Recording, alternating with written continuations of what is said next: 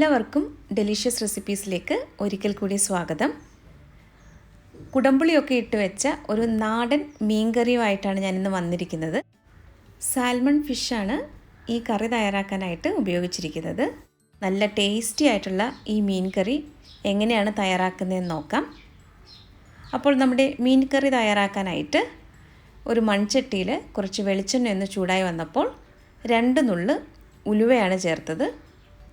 ഉലുവ ഒന്ന് നന്നായിട്ട് മൂപ്പിച്ചെടുക്കണം. അതിനുശേഷം ചെറിയ ഉള്ളിയാണ് ഞാൻ ചേർക്കുന്നത്.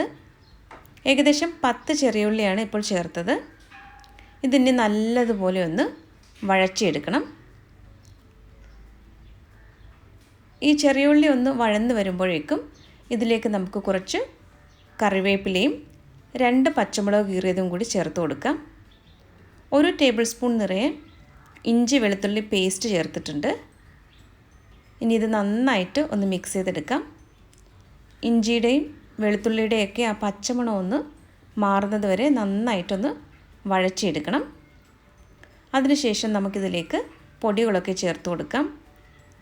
1/4 ടീസ്പൂൺ മഞ്ഞൾപ്പൊടിയും 2 ടീസ്പൂൺ മല്ലിപ്പൊടിയുമാണ് ഇപ്പോൾ ചേർത്തത്.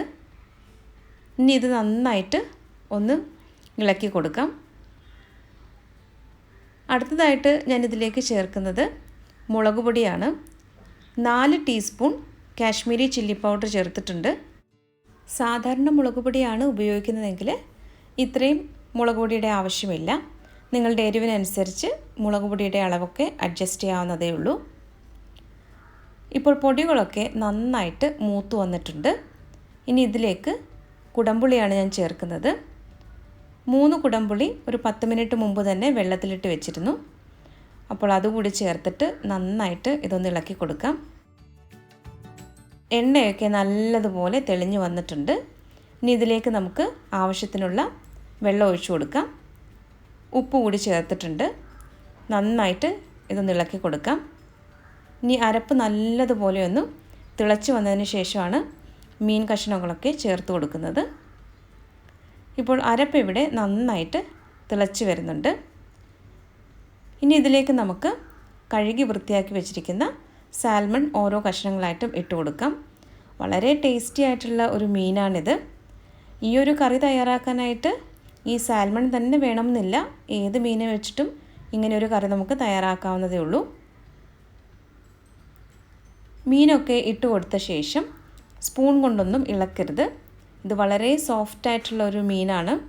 അപ്പോൾ ഇത് സ്പൂൺ ഉപയോഗിച്ച് ഇളക്കി കഴിഞ്ഞാൽ പൊടിഞ്ഞു പോകും. അപ്പോൾ ഇതുപോലെ ഒന്ന് ചുറ്റിച്ചു കൊടുക്കുക. ഇപ്പോൾ കറി ഒന്ന് തിളച്ച് വരാൻ തുടങ്ങിയിട്ടുണ്ട്. ഞാനിപ്പോൾ ഇത് തീ ഏറ്റവും കൂട്ടി വെച്ചിരിക്കുകയാണ്.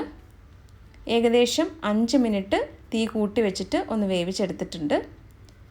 ഇനി ഇത് നമുക്കൊരു മീഡിയം ഫ്ലെയിമിലേക്ക് മാറ്റാം. ഇതുപോലെ ഒന്ന് അടച്ചു വെച്ചാൽ മതി. മുഴുവനായിട്ടും ഞാൻ അടച്ചു വെച്ചിട്ടില്ല. മീഡിയം ഫ്ലെയിമിൽ ഇതുപോലെ വെച്ചിട്ട് നമുക്ക് മീനൊന്ന് വേവിച്ചെടുക്കാം. 1/2 കിലോ സാൽമണാണ് ഈ കറിയിലേക്ക് ഞാൻ ചേർത്തിട്ടുള്ളത്. ഇപ്പോൾ നമ്മുടെ മീൻ കഷ്ണങ്ങളൊക്കെ നന്നായിട്ട് പാകത്തിന് വെന്ത് വന്നിട്ടുണ്ട്. ഇനി ഇതിലേക്ക് ഒരു 1/4 ടീസ്പൂൺ ഉലുവ പൊടിച്ചതും കൂടി ചേർത്തിട്ട് ഇതുപോലെ ഒന്ന് ചുറ്റിച്ചു കൊടുക്കാം. കറി ഒന്ന് അല്പം കൂടി ഒന്ന് കുറുകി വരുമ്പോഴേക്കും ഇതിലേക്ക് കുറച്ച് കറിവേപ്പിലയും കൂടി ചേർക്കുന്നുണ്ട്. ഈ കറിവേപ്പില ചേർത്ത ശേഷം ഞാൻ ഫ്ലെയിം ഓഫ് ചെയ്യുകയാണ്. ഇനി ഇതിലേക്ക് നമുക്ക് 1 ടീസ്പൂൺ വെളിച്ചെണ്ണ കൂടി ചേർക്കാം. ഇത് മൺചട്ടിയിലായതുകൊണ്ടാണ് ഇങ്ങനെ തിളച്ചുകൊണ്ടിരിക്കുന്നത്. ഞാൻ ഫ്ലെയിം ഓഫ് ചെയ്തിട്ടുണ്ട്. അപ്പോൾ ഇനി ഇത് നമുക്ക് കുറച്ച് സമയത്തേക്കൊന്ന് അടച്ചു വയ്ക്കാം. നല്ല ടേസ്റ്റി ആയിട്ടുള്ള കുടംപുളിയൊക്കെ ഇട്ട് വെച്ച മീൻകറി ഇവിടെ റെഡി ആയിട്ടുണ്ട്. അപ്പോൾ ഇന്നത്തെ ഈ റെസിപ്പി എല്ലാവർക്കും ഇഷ്ടമായെന്ന് കരുതുന്നു. റെസിപ്പികളൊക്കെ ഇഷ്ടമാകുന്നുവെങ്കിൽ നമ്മുടെ ചാനൽ കൂടി ഒന്ന് സബ്സ്ക്രൈബ് ചെയ്യാൻ മറക്കരുതേ. അപ്പോൾ മറ്റൊരു നല്ല റെസിപ്പിയുമായിട്ട് വീണ്ടും വരാം. താങ്ക്